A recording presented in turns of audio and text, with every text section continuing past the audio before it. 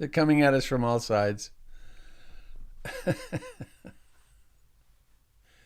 I'm noticing a mood shift. It was kind of a heavy mood when I got up this morning, and already it's shifted into much more ease. Maybe coffee helps. Could be that. Shower was good too. Imagine that, the privilege of that. I have a shower whenever I want to, in hot water. With a choice of soaps, with a choice of shampoos, it's absolutely luxurious living.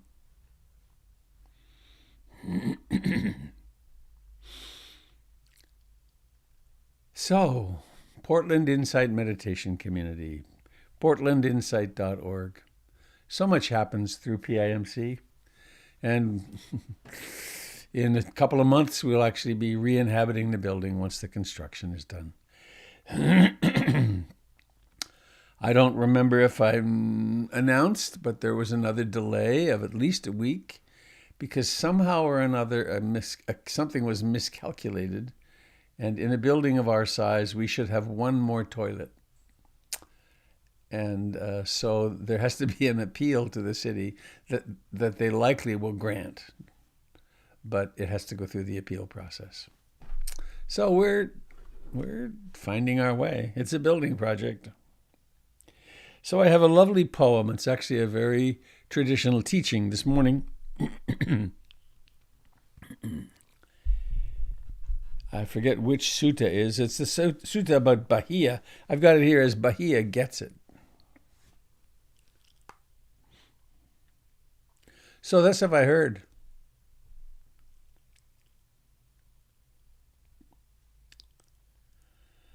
This is the story of a wanderer named Bahia.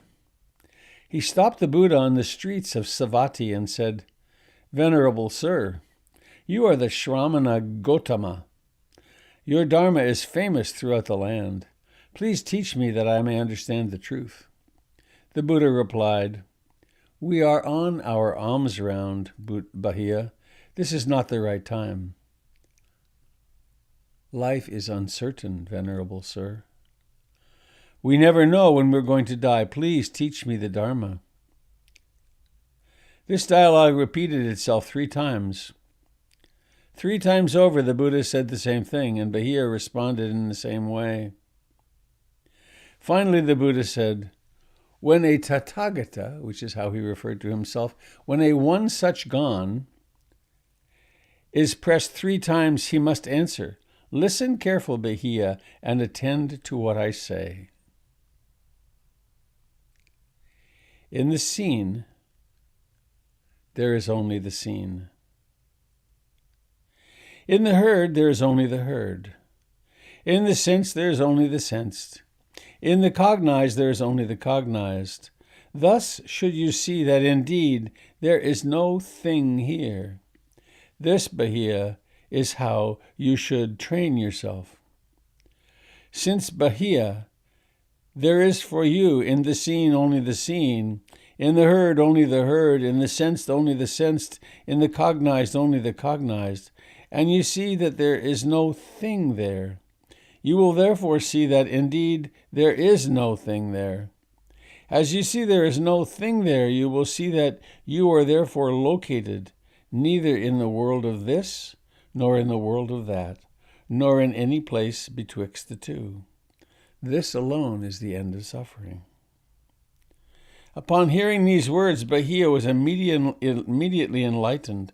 Moments later, he was killed by a runaway cow.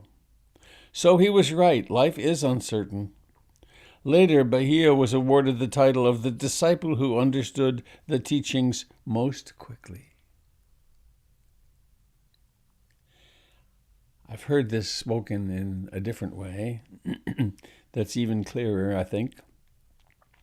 In the seen, there is only the seeing. In the seen, there is only the seen.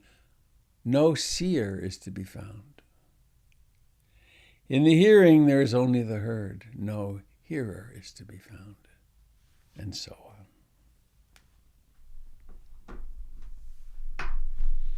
So how should we make sense of that?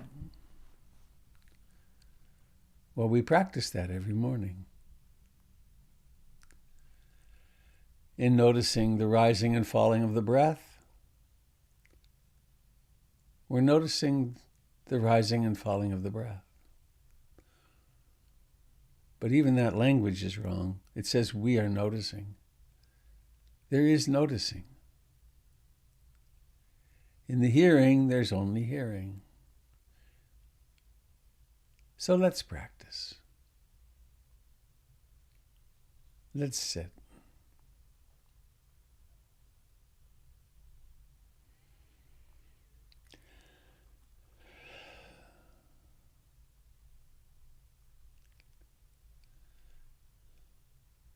My personal experience is that the teachings make more and more sense. And also what they're saying is more and more simple and obvious.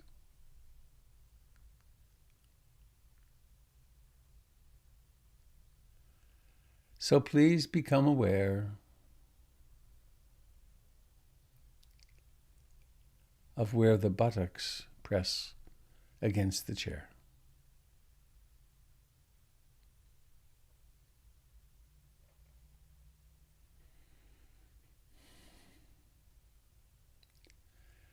There's absolutely nothing fancy about this. Sometimes during meditation, remarkable experiences occur. All kinds of things. They're not the goal, however.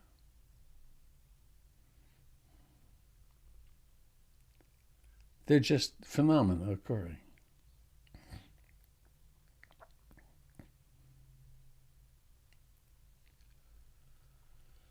Please allow awareness to awaken in what you call and think of as your hands. Life.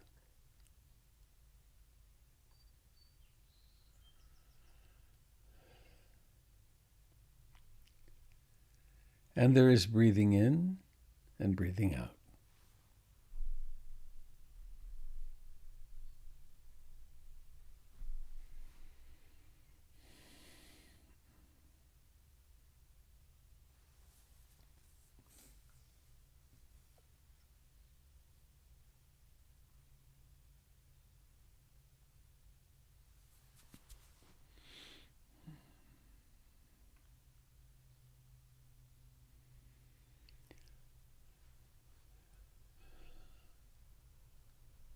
Please allow awareness to inhabit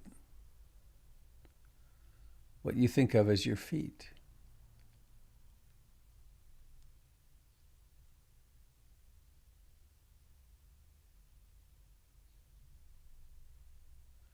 The legs.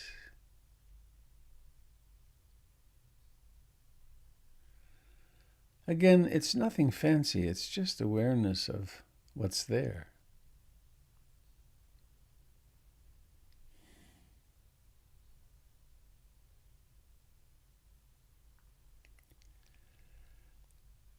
Awareness of the entire torso, from the buttocks and pubic bone to the shoulders. Abdomen, chest, solar plexus.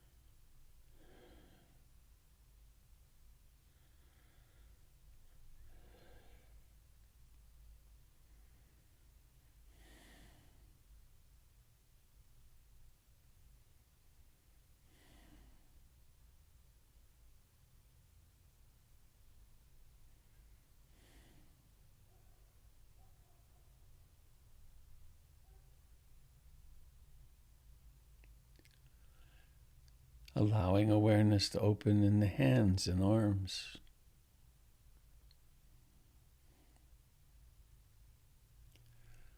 Notice the mysterious capacity that you have to shift awareness to the face, to the eyes, the cheeks.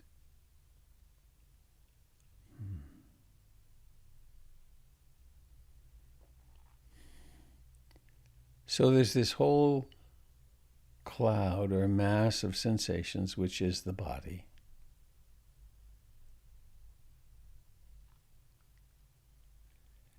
And it breathes.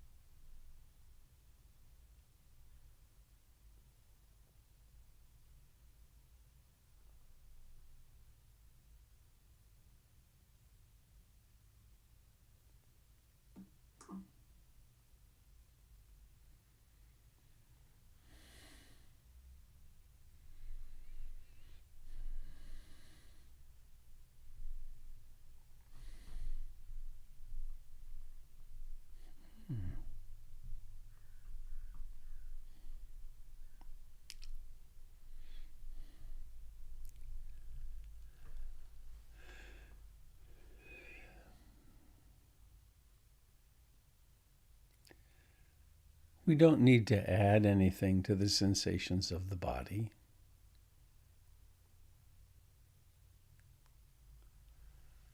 We don't need to create any theories about them. They're just life, sensations.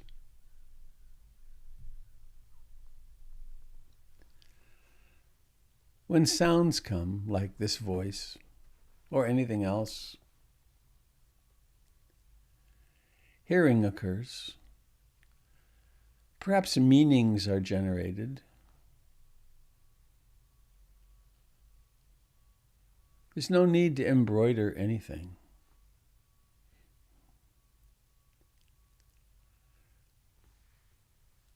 There is a profound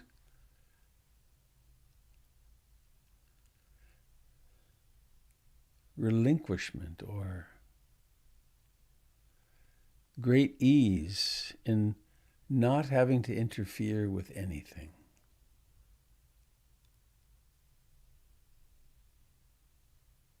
So the breath breathes itself.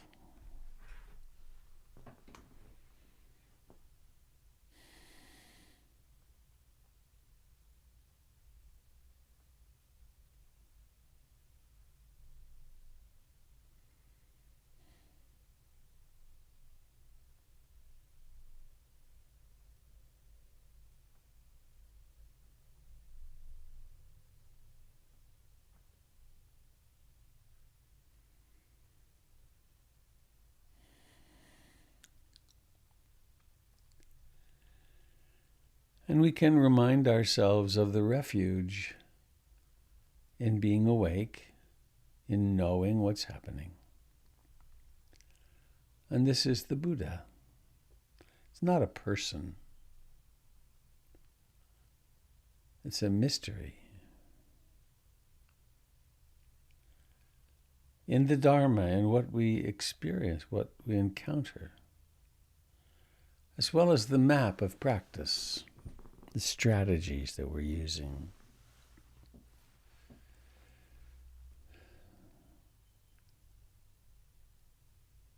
And to feel the support of our friends, not just here in this Zoom space, but our Dharma friends down through thousands of years.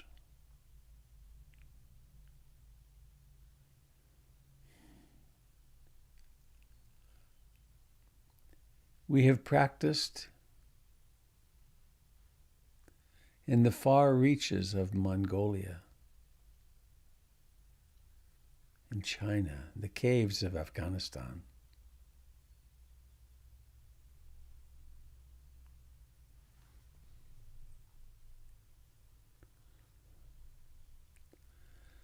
All the way to central Java,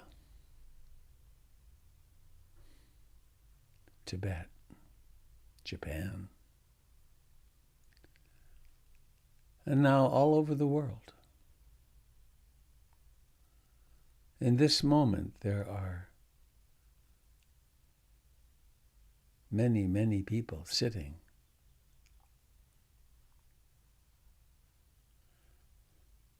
with the aspiration of awakening in every possible life circumstance.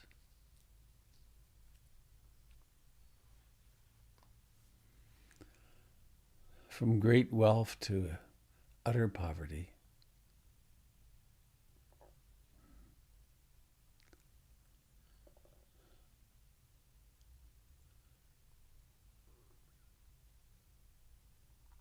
And what do we find? We find breathing in and breathing out.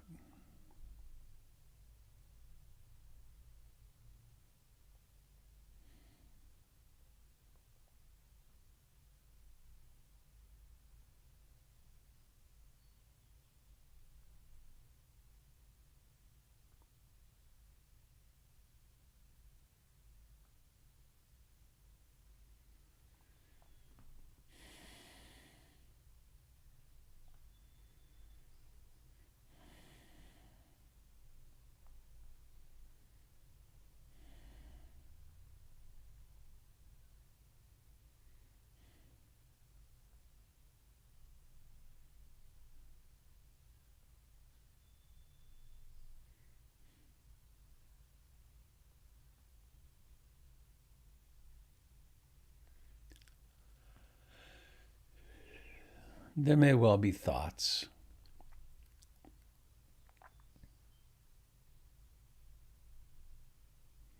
The mind is a thought generator.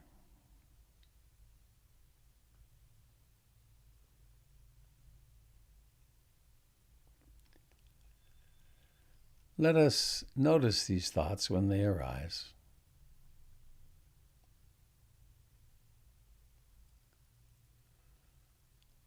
Or if they take us on the ride for a while, a few seconds or a few minutes, sometimes a few hours, a few days, we get caught in these sticky trance states. But then there comes the moment of waking up and noticing, oh, wow.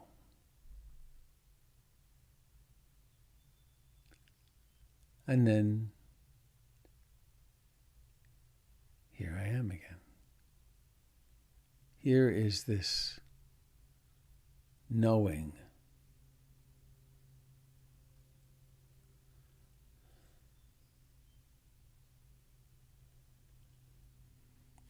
The body sitting, touching, breathing.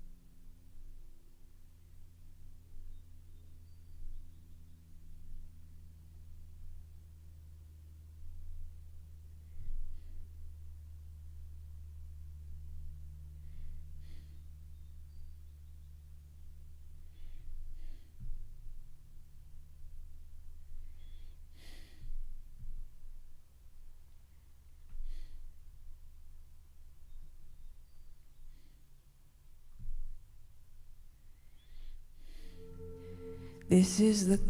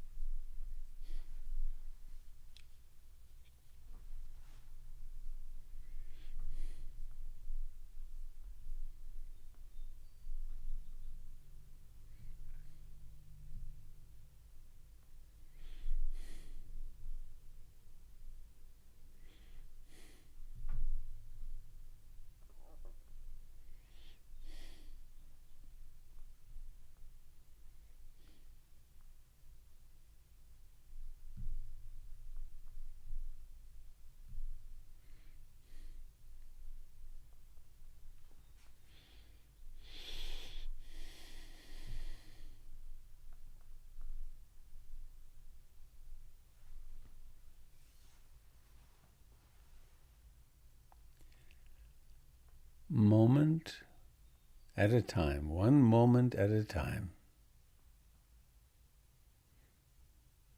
Life living itself.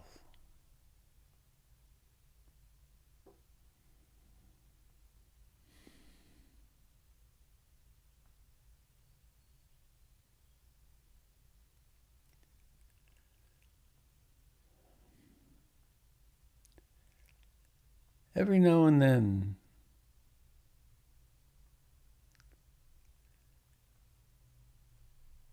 an insight comes to me about breathing.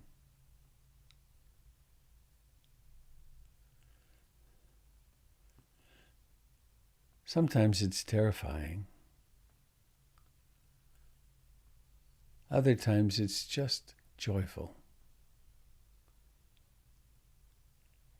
It breathes all by itself.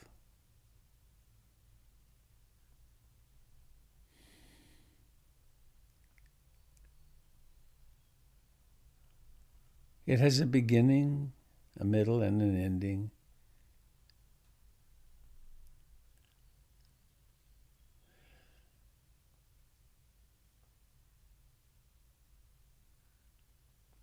This body is life itself.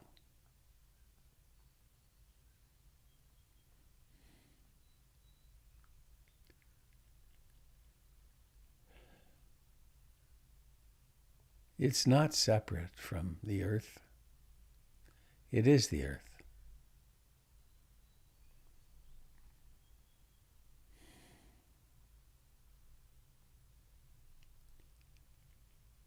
And along with it, somehow, mysteriously, comes knowing, comes awareness.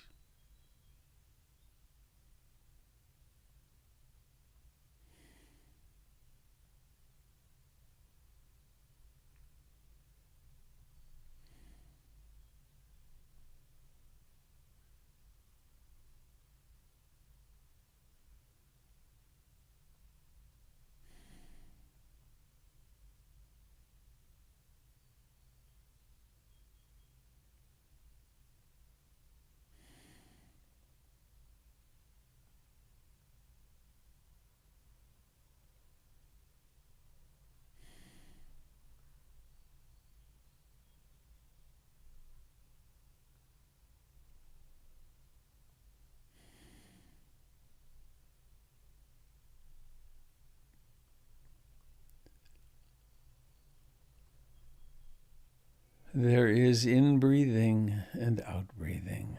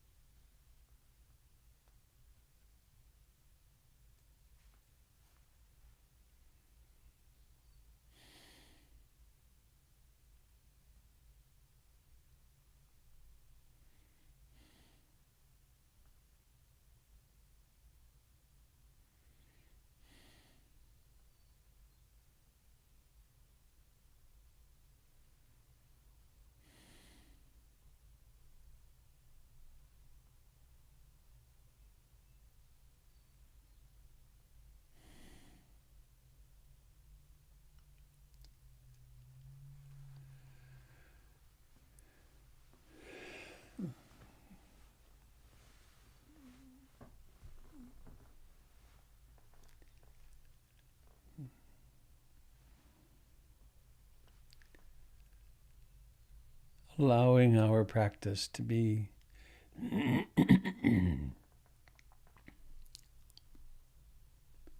flavored by, colored by, loving.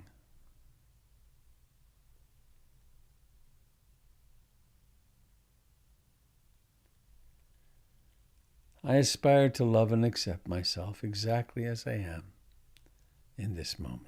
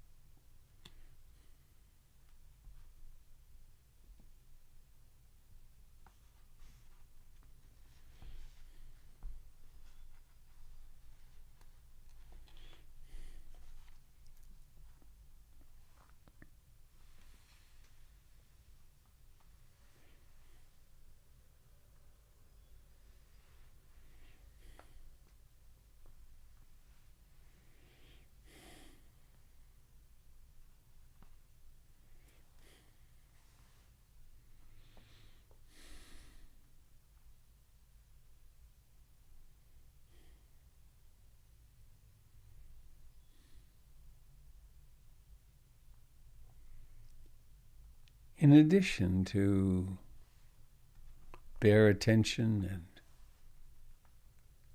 mindfulness to what's happening,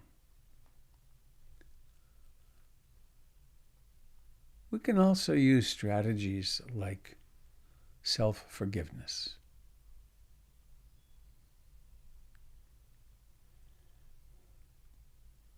And so we'll just touch a little moment of it here. This is a teaching from Matt Flickstein.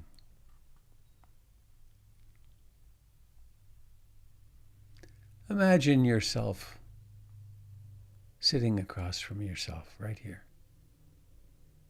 Could be like looking into a mirror. You could be any age, any of your many ages. Remember, when you forgive yourself, you're not condoning or approving of anything that you've done. You're just working to let go of the self-judgment that you've been holding on to. The past is over. Acknowledge how much you want to be able to forgive yourself for all your past misdeeds, so you can finally move on with your life and experience true loving kindness. As we say the following, it can be helpful to remember exactly what we've done. That's the source of the self-judgment.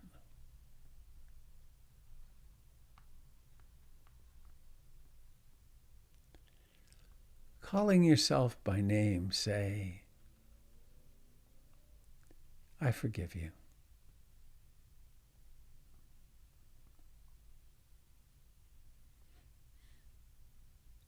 I forgive you. I release the tightly bound knots of self-hatred. Saying to yourself, I forgive you for the hurtful things you've said to others.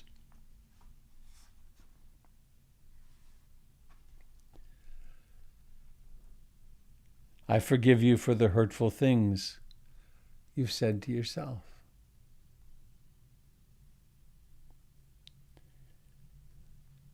I forgive you for every single lie you've ever told.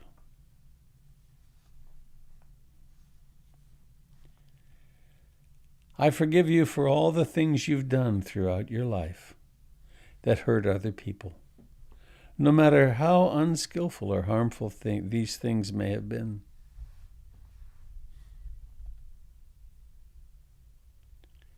Saying to yourself, I forgive you for not taking a stand and for letting others mistreat you.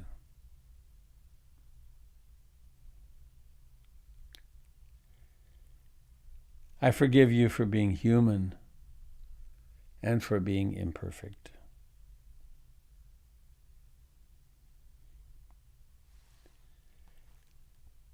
Call yourself by name and say once again, I forgive you. It is my intention to relinquish the burden, the subtle burdens, the gross aversions, anything that relates to self-hatred, bad habits of mind, that's all.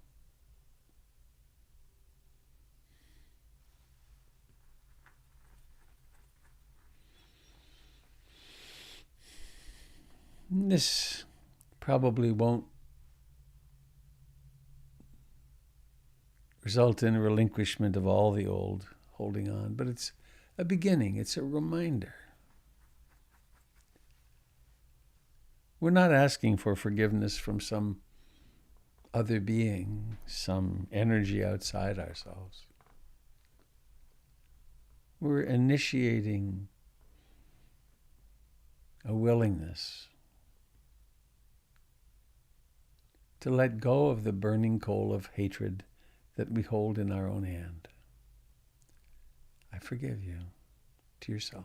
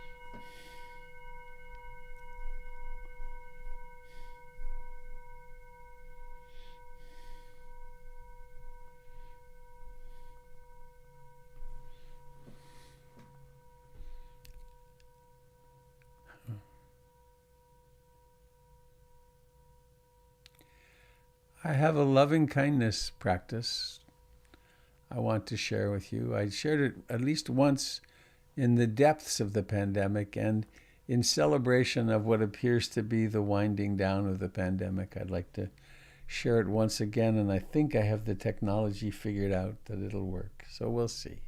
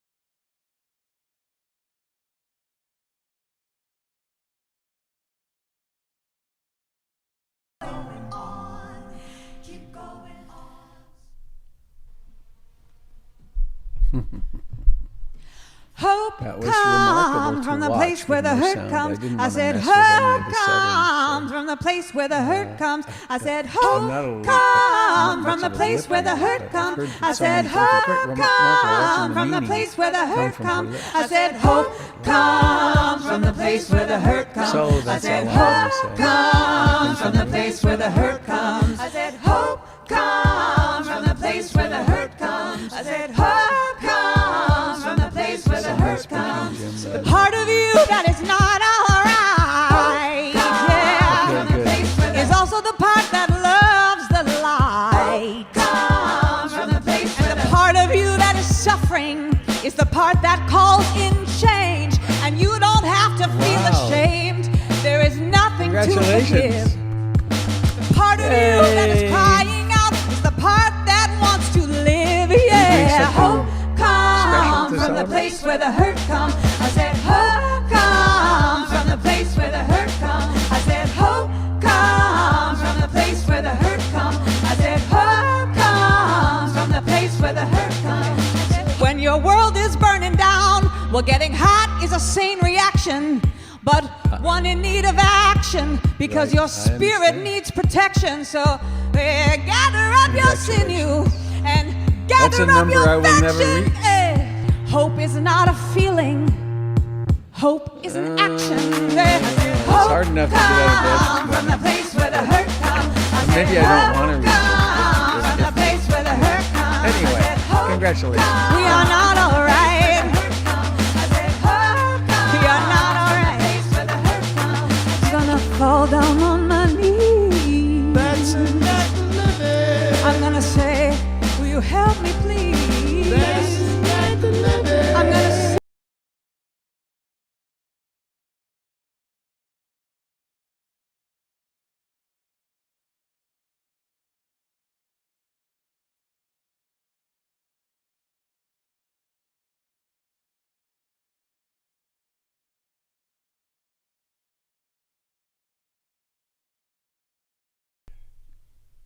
Okay, I'm back. Good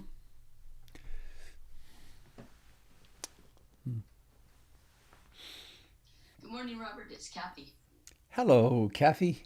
And good morning, Sangha. It's good to see you all. I love that the Bengsons. I've probably, I don't even know how many times I've watched that video. It just makes me tear up every time too, because it just gets me in my heart. But also, I figure that my husband's been married 26 years, and I've been married 28 years.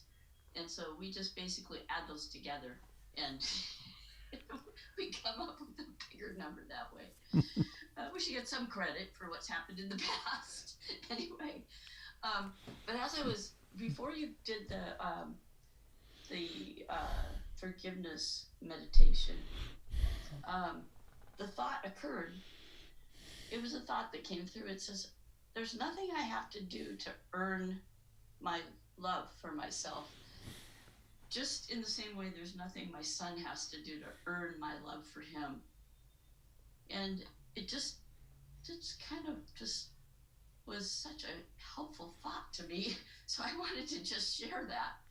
Thanks. You mean it's almost natural, so to speak. Right. Yeah. Thank you.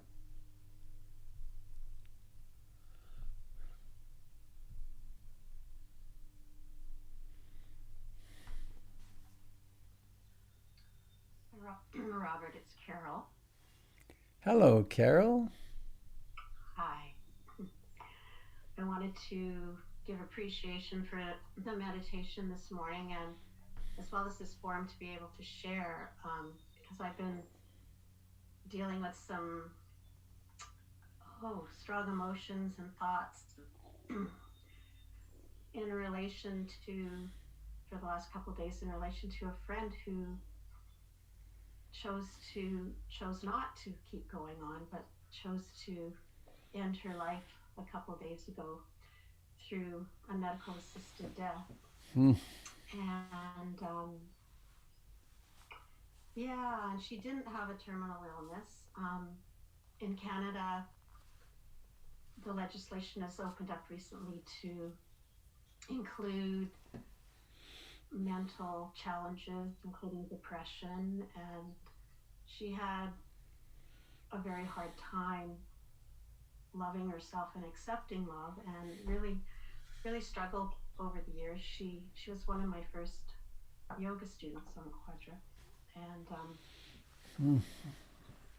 yeah, so it was a big decision,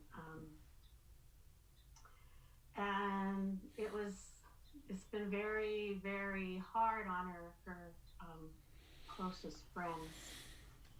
She was an artist. She was a very strong political and social activist right till the end, and so I personally would never judge anyone for making that kind of a decision, because I feel like you can never really know what a person is going through physically. She did have some physical challenges as well, for sure, but physically or mentally, emotionally. But it's certainly given us all cause for contemplating death, life and death, and the choice to embrace life versus the choice to embrace death.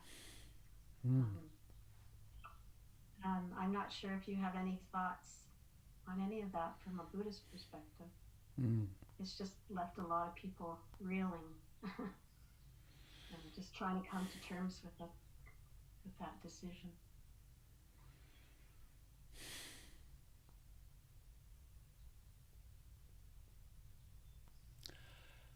I think the traditional Buddhist perspective would be that you should not do that.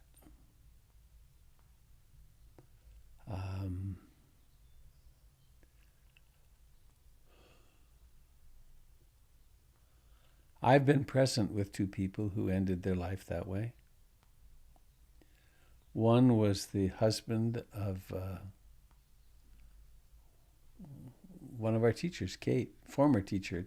Anyway, he had very advanced ALS, and I was with him as he took the final cocktail. And then there was a woman named Arlena who had cancer, and actually she had a bowel blockage at the time that it all came together. And when she drank the cocktail, she was in my arms. I had my arm around her like this, and her head was here. And she died in my arms. So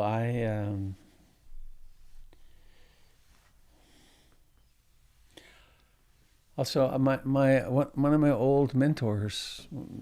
I only saw her once when I heard that she was ending her life by stopping eating, and she did. She just stopped eating and ended her life. So it's very difficult for those of us. It can be for those of us that are, quote, left behind. That why did she do that, and should I have done something more? And but there's something for me about allowing each person to have their own destiny, and I can sure understand how people get upset by it. The woman who ended her life by starving herself, I knew her children, who are my age-ish. Anyway, close. And a couple of them were furious with her. So I don't know if any of that helps, but dropping into what is your experience, and what opinions does your conditioning contain, and how can you come to peace with them too? That we have these conditioned beliefs. And that any help? Well, yes, I actually was with my mother when she had a medical assisted death a few years ago in Winnipeg. It was actually the most profound experience of my life. We had a very beautiful. She was dying of cancer. We had a very beautiful celebration of life right before she died. My siblings and myself, and it was an opportunity for us all to share. And we all held her. We sang to her. We had a minister there who it was quite wonderful.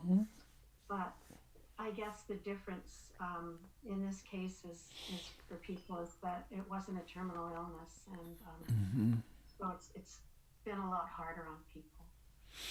Right. She only had terminal grinding depression. Right. She only woke up every day with a profound darkness in her heart. But one of the reasons I think it frightens people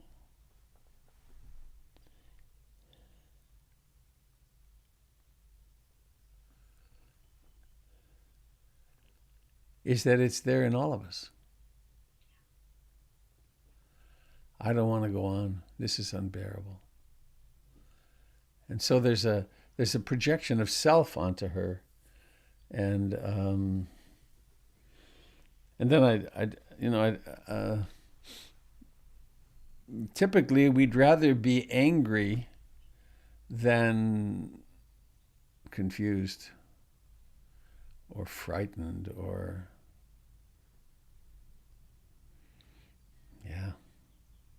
I think you're right. I think it does bring up a lot of fear in ourselves about our own mortality.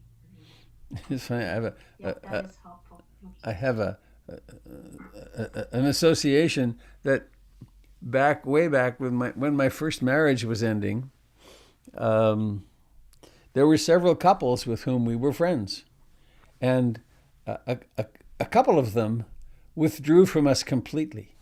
They wanted nothing to do with us because their marriages were also pretty shaky, and they didn't want to be around that because it might be infectious.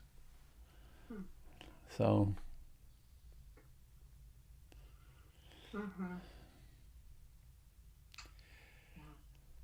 So you blessedly have all that you need to stop and go inward and really integrate this experience. That's true. And see how the emotions and thoughts evolve as I sit with it over time. Yeah. What was her first name? Of the woman? Susan. So let's all hold Susan in our hearts on her journey. May she be free from all forms of suffering. May she remember her true great nature. May she be free from depression and despair and go toward the light. Susan.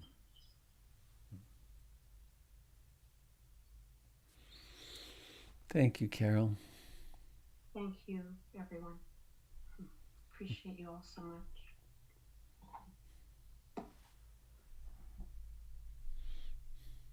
Robert? Patricia. It's Sherry. Oh, I got Tricia's picture. Hi, Tricia. Nice to see you. Hang on. What's going on here? I'll talk next. Okay. Where are you, Sherry? Happy shearing, Denise. Hi, Sherry. I think you're on now. Okay, I just wanted to please extrapolate what you mentioned about Buddhist thought not agreeing with assisted dying. Well, there's a notion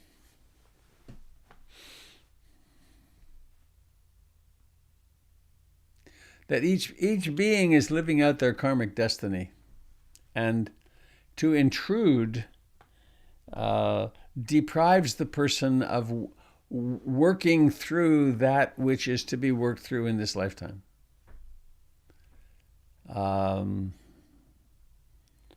And that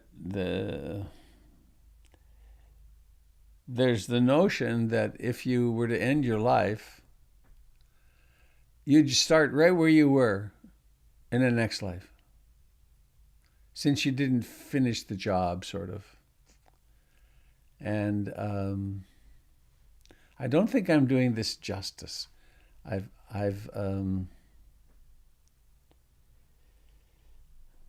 Well, maybe that's it. That there is a frowning upon euthanasia in all forms, even with animals, I think.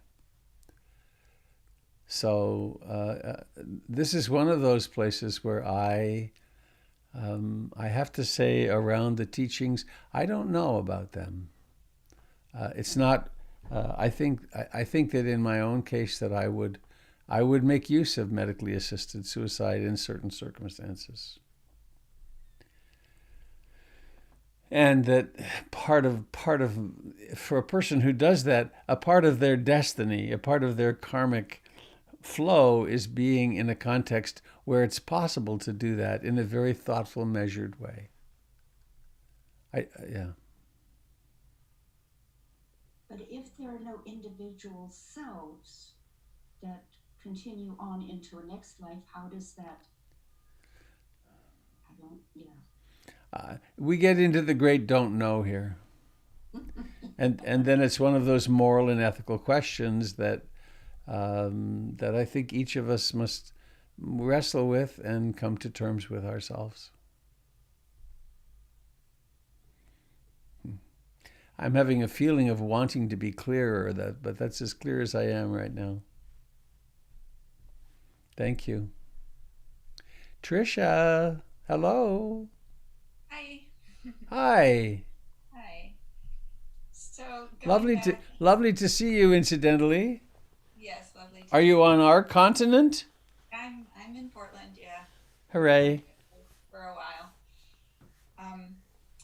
So the thing about, I'm sorry, the person's name who shared before, I missed that, about her friend who had the suicide. Carol, yes. The thing that touched me in Carol's story is the piece of, if only I could have done more. You know, that's the part that comes up for me more than in similar situations, more than the fear that would happen to me myself. But have I done everything I personally could? And I have a situation in my own life right now where I'm very confused about what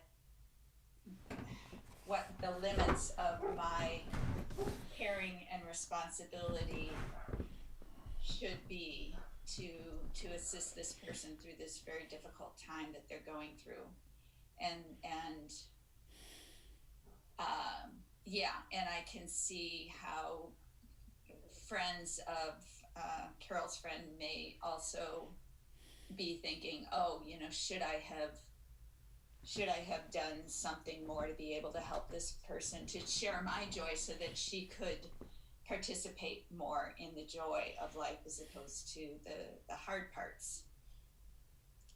I mean, my situation is more a physical thing than a mental. Well, anyway, I don't need to go into that part. But what guidance do you have on that when we encounter those feelings of, should I have done more? Should I be doing more?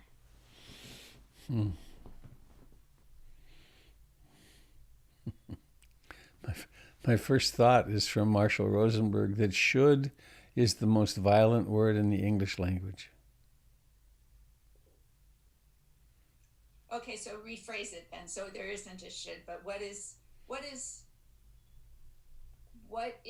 the healthy role that I can play in this person's life?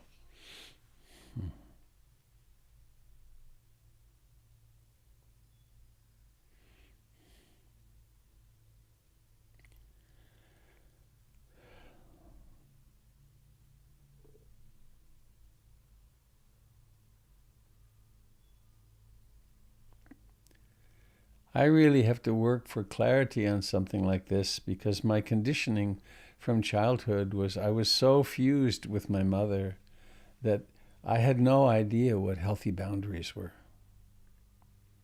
And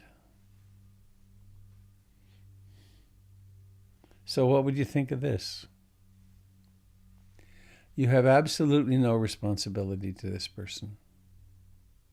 However, you do have the possibility of offering love as a gift and compassion as a gift. And so you could bring your love and compassion as a gift,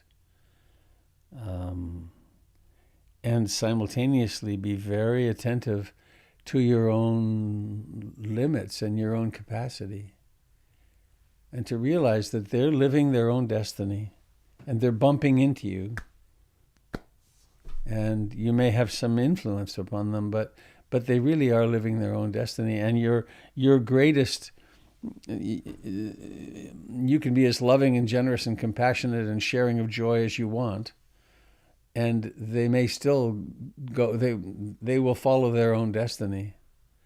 And then you could feel like, well, I did what I could.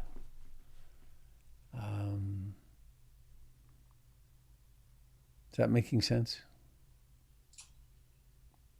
Yeah. Yeah.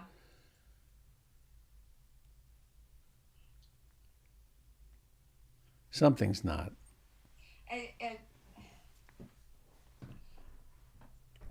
That feels very self-contained, and I'm wondering about the service aspect of life. It's like, where do you put yourself out maybe a little bit more in a way that can really serve a person more? That might be a bit of a stretch for you. Where is it as a good stretch versus a Oh, I see. Well, I guess you could experiment that you would like spending more time with the person, or spending more money on the person, or you could experiment with doing more, but then come back to yourself. Can you afford to do that? Does it lead to a sense of well-being and feeling really good about yourself? And are you? The danger from me has been that I will go way into depletion before I even know that I've started, because my life was designed. I had a psychic, not a psychic, an astrologer do my chart once, and a famous person in Chicago, and I gave her my name and my birth date and location. That was it. And she started the conversation by saying, "Robert, how old do you think you were when you started taking care of your mother?" And I said, "Oh, maybe a year or two." And she said, No. Think 15 minutes. So I'm not the most brilliant person around this because of that. But I have learned a lot that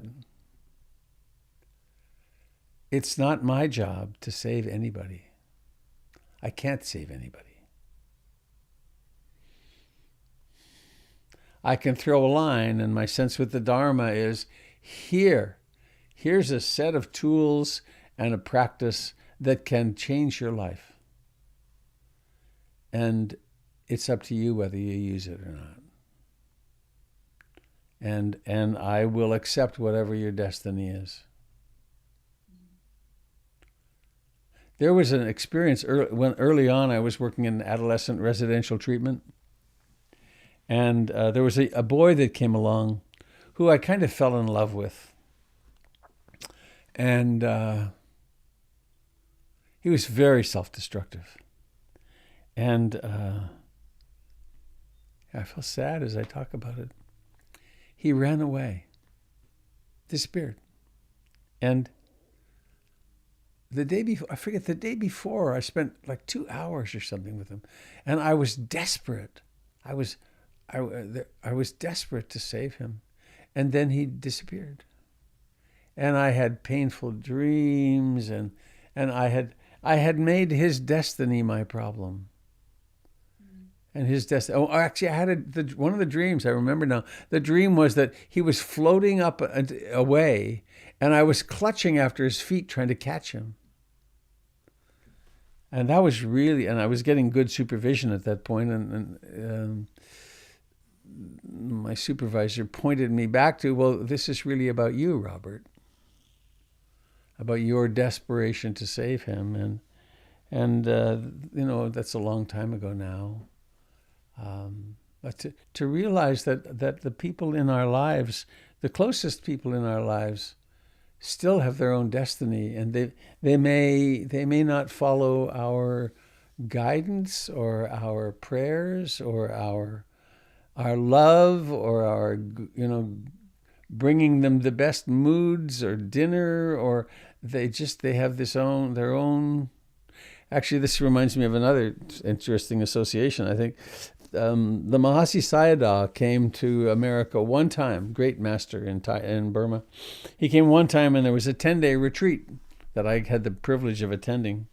And the only time I saw him get kind of anything other than equanimity was someone, and it's interesting, someone asked him, what should I do? What should we do when we're with someone who's dying? Because there's all these ideas about you should chant this and do that and the other thing. And he said, leave them alone. You think what you're doing at the last moments of a person's life is going to change the karma of a lifetime? Just be with them. And it was very interesting how direct he was. And so those are all reflections on this.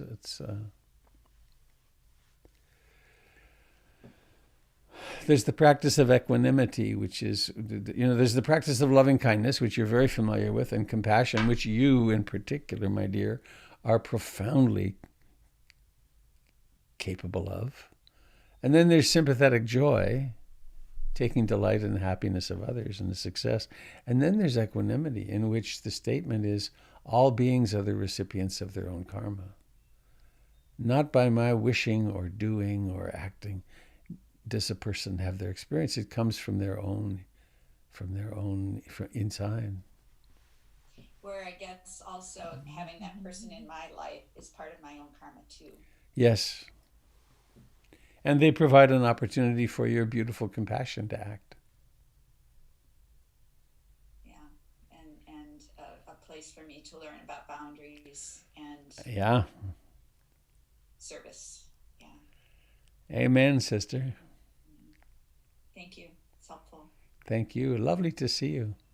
Love you too. Well, 8:18. Lovely conversation this morning,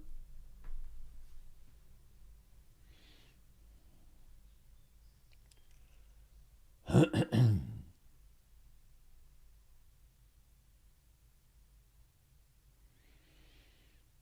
Aren't we lucky?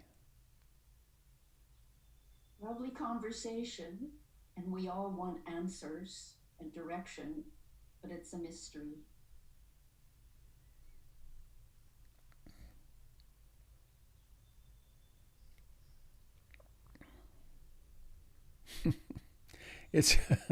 It's got to be, and I tell the story. You've probably heard me tell the story. I do it all the time. It's such a strange thing that we get born. I mean, think about it. It is so utterly weird. We get born, and then we live, and we do our dance, and then we disappear. It's so odd.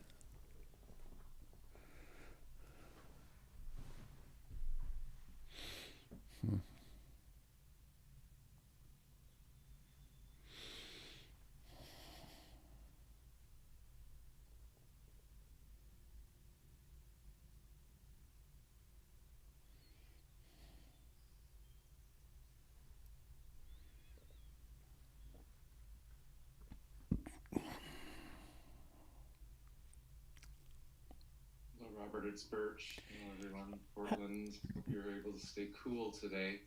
I have somewhat of a mundane but significant to me in this moment process. I'm going through 40 years of projects and works and papers, and just in that process of, I'm confused about this notion of forgiving the past. Also means to me like forgiving the idea of the past too. And so I wonder if you've gone through this process of going through your personal effects this way, the papers, the ideas, the thousands of notions that are still lingering around. Mm-hmm.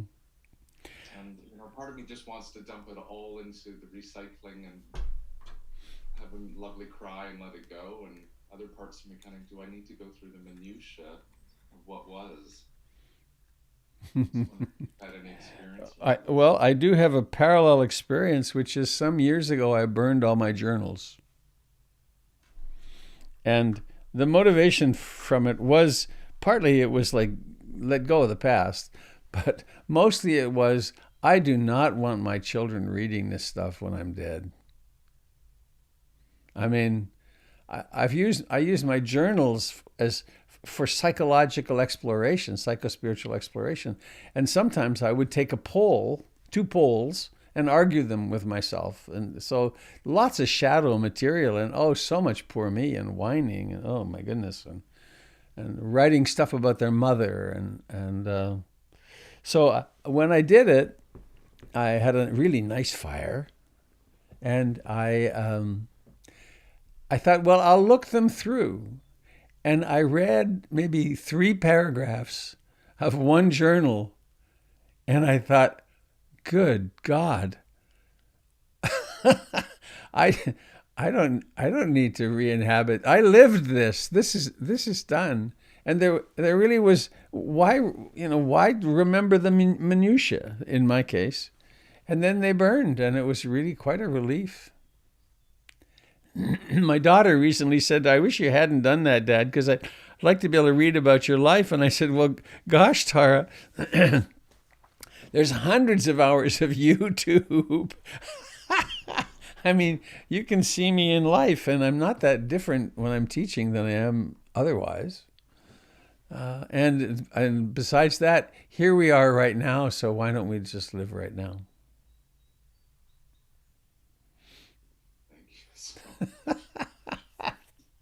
I'm gonna have to wait for the fire to win. And there may be something, however, there may be something you want to save, or a poem. What I thought was, I want to gather my poems.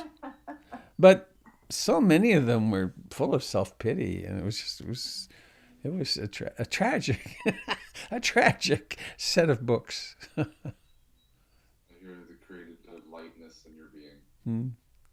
Thanks, Birch. I just wanted to follow up and say, I have a really nice friend who's a poet, and one of the lines in her poems that I really appreciated was when she said, send your archive of suffering to the shredder. So I say that to myself, like, I have a long history of the archive of suffering, so I can visualize just shredding it, and it's gone.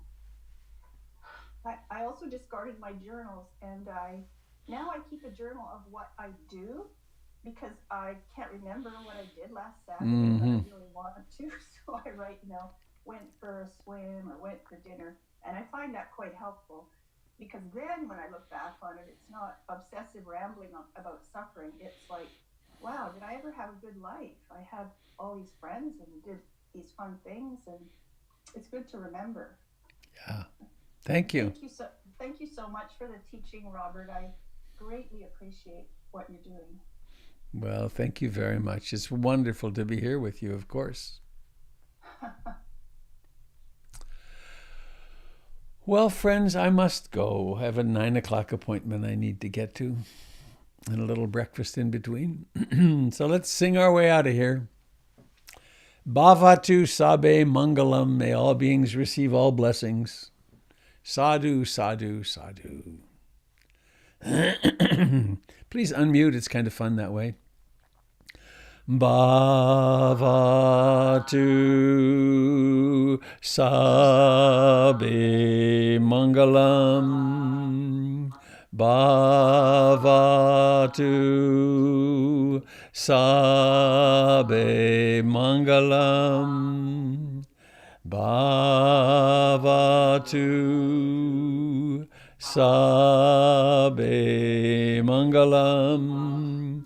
Sadhu, sadhu, sadhu. Adios, my friends. Have a wonderful day. Thank you, Robert. You too. Thank you. Good to see you all. Stay cool today. Bye-bye. Bye. Prepare for the leap to hyperspace. Ready?